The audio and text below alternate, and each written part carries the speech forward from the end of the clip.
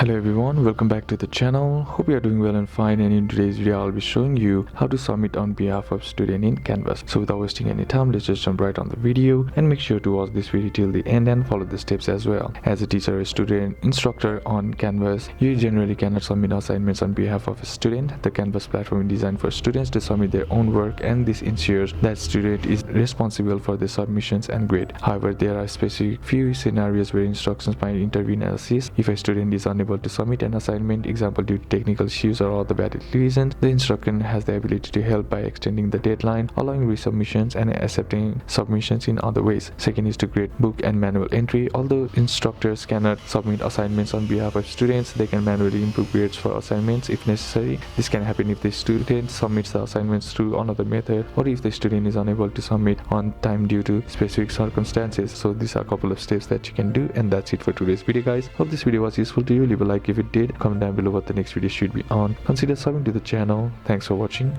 bye bye.